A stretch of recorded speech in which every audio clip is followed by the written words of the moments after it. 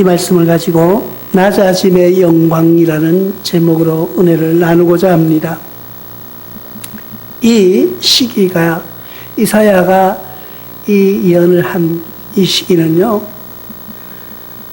바벨론의 포로가 되어 사는 백성들을 향하여서 희망의 메시지를 전해주는 거예요. 바벨론에 잡혀있는 포로의 생활, 우리 포로라는 것은 얼마나 힘들고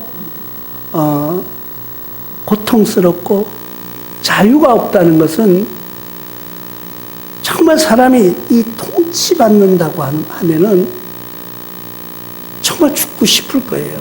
우리가 겪어보지 않았으니까 그런데 제가 저지난주죠. 그 일주일간 누가 통제하지는 않아요. 근데 스스로 통제를 되어 있는 거죠. 저는 어떤 데는 여기 교회에 있으면은 1층에를요, 이틀 동안 한 번도 안 내려간 적도 있었어요. 왜? 누가 뭐 갈 일이 별로 없어서. 그래서 그냥 목양실에서 앉아있거나 뭐 이제 다른 책을 본다든가 뭐 이렇게 하고서 이틀 동안 1층에 한 번도 안 내려간 적이 있거든요. 그런데 가면 안 된다 이러니까요, 너무 내려가고 싶은 거예요. 괜히 밖에 나가 보고 싶은 거예요. 그게 자유라는 거예요. 내가 자유롭게 살 때는 자유의 감사함을 모릅니다. 내가 자유롭게 살아갈 때, 건강한 모습으로 살아갈 때, 내가 마음 놓고 먹을 수 있을 때는 거기에 대한 감사가 아무것도 없어요. 그런데 내가 가지 못하거나 또 아니면 먹을 수가 없거나 내가 볼 수가 없을 때는 얼마나 갈급한지, 진짜 시원한 물 한 잔 마시는 것이 얼마나 감사한지요. 여러분 그런 거 한번 겪어보셨습니까? 저는 그런 생활 때 해봤어요. 먹지도 못하고. 지금 이 예루살렘 백성들이 고난 가운데 있는 이때에 이사야라는 선지자가 나타나서 선언을 해주는 거예요. 희망의 메시지를 전해주는 거예요. 오늘 말씀의 첫째 보면 우리가 전한 것을 누가 믿었느냐, 여호와의 팔이 누구에게 나타나느냐 하면서 새로운 희망의 메시지를 전해주는데, 그 메시아의 예언이 어떤 식으로 나타나는가 우리가 한번 보십시다. 이사야서 2장 4절을 통해서 그가 열방 사이에 판단하시며 많은 백성을 판결하시니 무리가 그들이 칼을 쳐서 보습을 만들고 그들이 창을 쳐서 낫을 만들 것이며 이 나라와 저 나라가 다시는 칼을 들고 서로 치지 아니하며 다시는 전쟁 연습을 하지 않으리라고 이사야 선지자가 예언해 주는 거예요. 이 백성들은 이 말을 들을 때 어떤 마음이었을까? 야, 우리가 전쟁 포로로 잡혀져 있는데 지금 이제는 앞으로 전쟁이 없어질 거라는 거예요. 우리를 향하여서 짓누르고 있는 저 총과 칼이 없어지고 저것들이 다 농사짓는 쟁기로 바뀔 것이라는 것을 예언해 주는 거예요. 그렇게 사람들이 이 말을 듣고 어떤 생각을 했었을까요? 지금 이 나라 이 민족에게 우리가 고통과 시련과 어려운 정치적인 환란 속에 있는 우리 현실을 한번 보십시다. 여기에서 이런 말을 던진다고 하면은, 야, 이제 지금 전쟁은 없어질 거야. 뭘로? 북한에서 핵무기를 만들어서 포탄을 쏜다 해도 어느 날 멀자라 저것을 경운기로 만들어줄 거야. 이렇게 선지자가 나타났다는 거예요. 근데 이 사람들은 어떤 판단을 할까? 나와 여러분들은 어떤 판단을 할까? 누구의 그 메시지, 이런 메시지를 들을 때 어떤 판단을 하느냐는 거예요. 이사야 선지자가 할 때 이 백성들은 환호하기 시작했습니다. 야, 이제 전쟁은 끝났다. 이제는 우리가 해방이다 하는 생각으로 마음이 모아져 가고 있다는 거예요. 그러나 이사야 선지자가 하는 말은 그 전쟁을 이야기하는 것이 아니에요. 새로운 지도자가 오실 것을, 새로운 세상이 오실 것을 약속해주고 그 말을 선포해주는데 누가 믿었느냐는 거예요. 그 말을 누가 믿느냐는 거예요. 아무도 안 믿는 거예요. 지금 우리 대한민국을 향하여서 예를 들어서 김정은이가 저 핵폭탄을 이제 다 없애고 거기다가 꽃밭을 조성하고 그 돈으로 백성들을 굶기지 않고 먹여 살릴 날이 올 거다고 이렇게 얘기를 하면은 어떤 사람은 야 진짜 그날이 오면 좋지 하면서 좋아하는 사람도 있고요. 어떤 사람은 저 사람 정신이 조금 이상한가 보다 이렇게 이야기할 사람도 있을 거예요. 똑같은 말인데 어떤 반응을 하느냐는 거죠. 진짜 그 메시아 정말 그 이사야 선지자가 하는 말을 정확히 듣느냐는 거예요. 말씀도 마찬가지예요. 성경도 마찬가지예요. 아무리 좋은 성경이 우리 이 시간에 대한민국 전 지역에서 수많은 교회에서 선포되고 있지만은 그 말을 정말 믿느냐는 거예요. 오늘 성경 말씀도 누가 믿었느냐고 묻습니다. 누가 믿었느냐? 아무도 믿질 않아요. 요즘은 선지자의 예언도 메시아의 예언도 성경까지도 믿으려고 하지 않고요. 타협으로 돌아가고 있는 세상을 우리가 살아가고 있다는 것을 알아야 합니다. 뭐든지 타협하려고 그래요. 하나님 앞에서 타협은 없습니다. 하나님은 선포하시고요. 우리는 순종해야 되고요. 우리는 굴복해야 돼요. 하나님, 내가 뭐 이렇게 할 테니까 나 이거 해주세요. 타협은 있을 수 없습니다. 하나님의 말씀은 선포예요. 하나님의 말씀은 아멘으로 받아듣는 거예요. 이사야서 9장 2절에는 이렇게 말씀하고 있습니다. 흉함에 행하던 백성이 큰 빛을 보고 사망의 그늘질 땅에 거주하던 자에게 빛이 비치도다. 우리에게 새로운 희망의 빛이 비춰오는 거예요. 그 희망의 빛은 나와 여러분들이 생각하는 이 세상의 평화가 오는 것 중요해요. 그러나 그런 빛이 아니라 하나님이 우리에게 주시는 빛은 하나님의 나라를 정복할 수 있는, 하나님의 나라에 들어가고자 하는, 하나님의 나라를 소망하는 그런 꿈을 우리에게 심어주시는 거예요. 그런데 우리는 그런 꿈이 아니고, 그게 아니고요. 하나님 지금 세상에 평화가 오게 해달라고. 우리가 지금 사는 이 세상을, 우리가 이 세상을 얼마나 오래 살려고 이 세상에 평화를 원하고 있습니까? 아니, 그렇다고 뭐 전쟁을 원하는 건 아니에요. 평화 좋죠. 근데 하나님이 원하는 평화, 하나님이 주시는 그 평화를 우리가 누릴 줄 알아야 된다는 거예요. 이사야서가 다 선지자의 예언의 말씀이기 때문에 이사야 말씀이 오늘 많이 인용됩니다. 25장 8절을 통해서 사망을 영원히 멸할 것이라 주 여호와께서 모든 얼굴에 눈물을 식히시며 자기 백성의 수치를 온 천하에 제하시리라. 여호와께서 이같이 말씀하셨느니라. 우리에게 진짜 희망, 이 지금 포로되어 있는 바벨론의 해방을 기다리는 이 사람들에게 주시는 진짜 해방이 뭐냐는 거예요. 진짜 해방은 사망이 영혼이 없어질 것이라는 것을 이야기해주고 있는 것입니다. 우리에게 꿈은 그거예요. 우리에게 희망은 바로 그거예요. 이 세상을 얼마나 살아가느냐가 문제가 아니라 우리가 영원히 죽지 않는 삶을 원하는 거예요. 그런데 하나님이 그것을 해주시겠다고 약속하고 계신 것입니다. 그래서 여호와께서 또 모든 얼굴에서 눈물을 씻겨주실 것이라. 나와 여러분들이 짧은 생애를 살아가면서도 우리는 얼마나 많은 눈물을 흘리면서 살아가는지 모릅니다. 때로는 억울해서, 때로는 내 자신을 뒤돌아보니까 내가 벌써 이렇게 늙어버렸네. 아니면은 내가 왜 이런 고통이 일어나야 되느냐, 내가 왜 이런 아픔을 겪어야 되느냐 하면서 나를 위해 울고, 자식을 위해 울고, 가족을 위해서 울고, 아니면 또 이웃을 위해서 울고, 그런 눈물을 흘리면서 살아가는데 그 모든 눈물을 하나님께서는 닦아주시겠다고 약속하고 있는 거예요.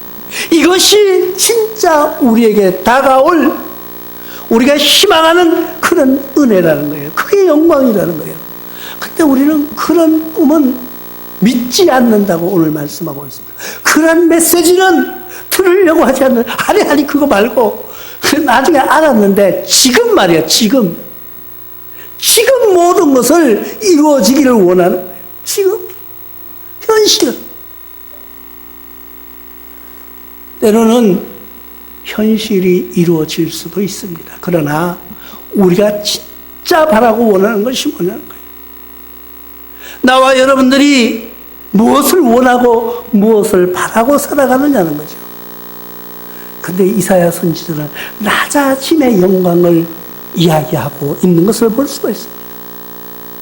새로운 희망의 메시지가 오는데 어떻게 이제 전쟁이 끝날 것이요, 죽음이 없어질 것이요, 눈물이 없어질 것이요 하면서 그런 이야기를 쭉 하는데 거기에 대한 새로운 지도자가 나타날 것이라는 것을 메시지로 전해주는 거예요. 근데 그 사람은 어떤 사람이냐 이거예요. 어떤 사람이냐. 근데 오늘 말씀해 보면은요, 너무 재밌는 게 있어요. 우리는 이렇게 어디 교회나 아니면 성화 이런 걸 보면 예수님 사진이라고 탁 붙여놓은 거 보시죠. 얼마나 잘생겼어요. 미남이에요, 예수님. 머리도 약간 곱슬곱슬 해가지고 턱 내려놓고 예수님 사진이라고 성화가 나와 있는 거 굉장히 미남이에요. 근데 성경은요, 볼품이 없다고 말씀하고 있는 거예요. 예수님 그렇게 생긴 것이 아니에요. 우리 예수님 직접 만나지 못했으니까 그것을 뭐라고 표현할 수는 없지만 오늘 성경 말씀에서 볼 때는 볼품 모양도 없고 또 풍채도 없다는 거예요. 그 풍채가 없다는 건 뭐예요? 좀 작다, 왜소하다는 뜻이겠죠. 그런 분이 메시아로 오실 것을 이야기해 주고 있는 거예요. 그 오실 예수님을 이야기해 주는데 이 백성들은 지금의 전쟁이 끝나가지고 내 포로상에서 해방되기를 바라고 있는 거예요. 우리도 그런 삶 속에 지금 살아가고 있지는 않습니까? 지금 내 현실에서 이 어려움에서 도피하고 싶은 것, 그것을 바라고 있느냐는 거예요. 우리에게 진짜 해방은, 우리에게 진짜 다가올 영광이 무엇인지 깨달는 시간이 되시기를 부탁을 드립니다. 근데 그분은요, 연한 순 같고, 연한 순 같다는 거예요. 그러니까 연한 순이라 그러면요, 순은 막 조금만 걸 부러지잖아요. 그리고 이 볼품도 없다 그랬어, 볼품.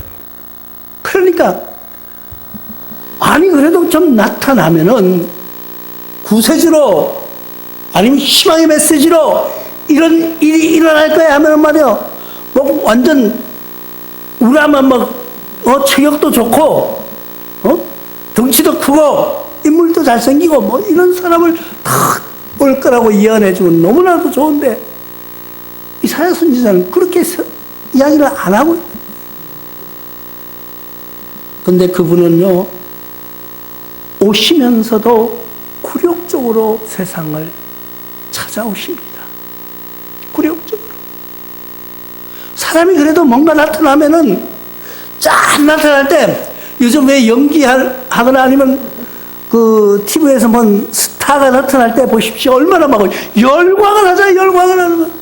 열광하면 쫙 나타나요. 그 열광하는 그 사람들은요, 그 열광하는 그 시간에요, 10시간 전부터 와서 기다린 사람이 있어요. 그 박수 한번 쳐보려고.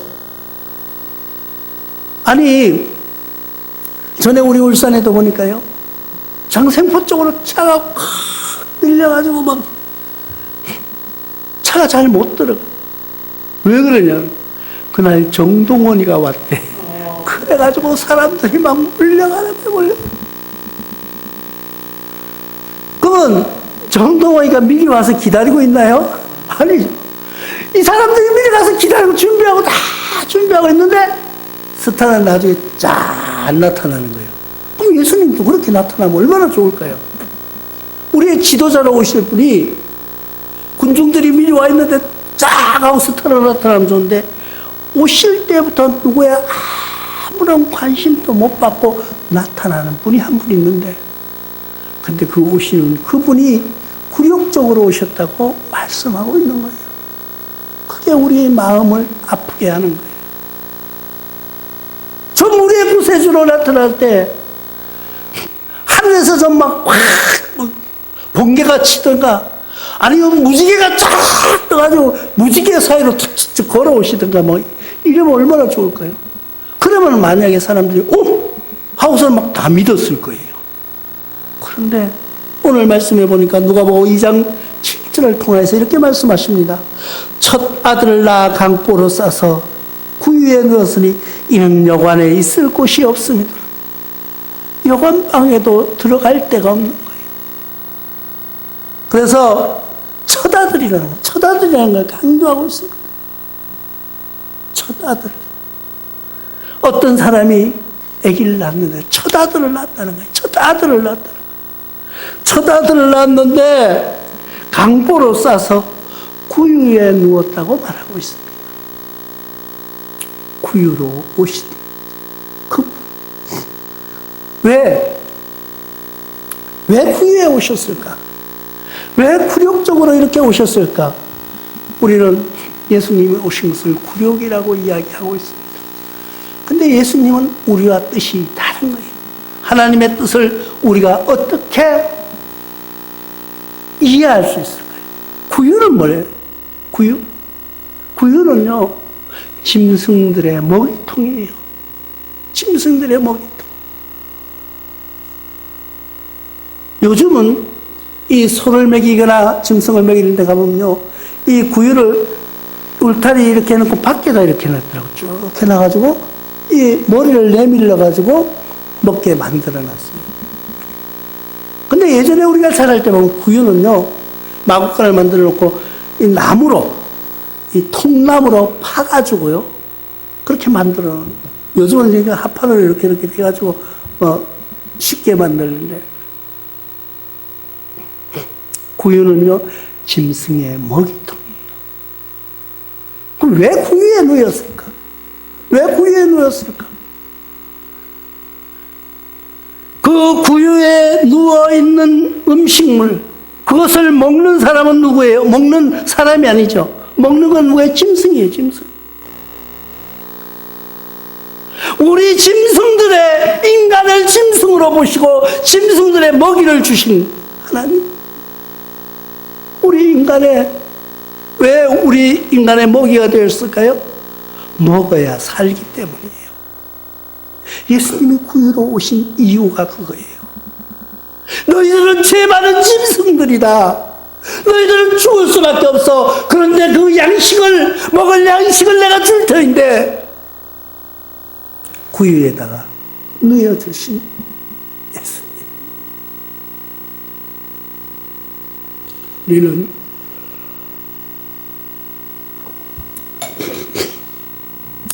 굴욕적으로 오신 그 예수님,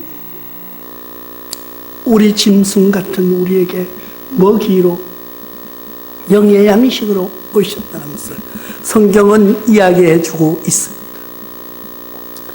고린도후서 8장 7절에도 우리 주 예수 그리스도의 은혜가 너희를 알거니와 부요하시니로서 너희를 위하여 가난하게 되심은 그의 가난함으로 말미암아 너희가 부요하게 하려 하심이라고 말씀하고 있는 것입니다.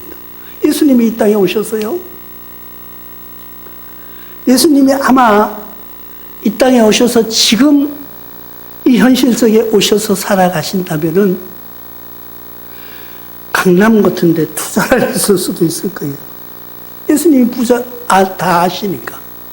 예를 들어서 어젠가 며칠 전에 뉴스에 보니까요, 로또 복권이 7명이 한꺼번에 됐대요. 그래, 이 7자에 돼가지고 뭐가 나오더라고. 그래. 그 뭔가 7곡에서 됐대. 그래.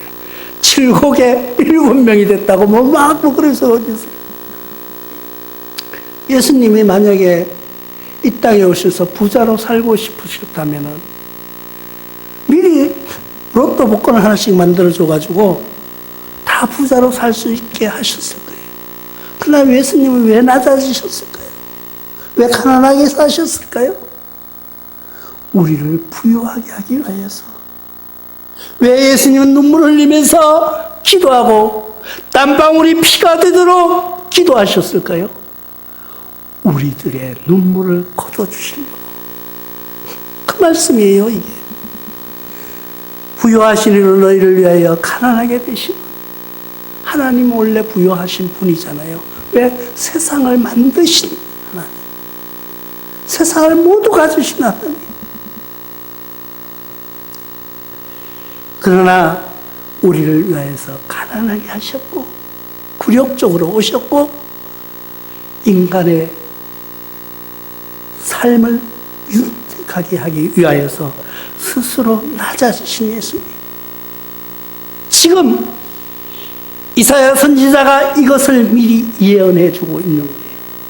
그런데도 이 백성들은 뭘 보고 지금 바벨론에서 해방이 되기를 노래하고 있는 거예요.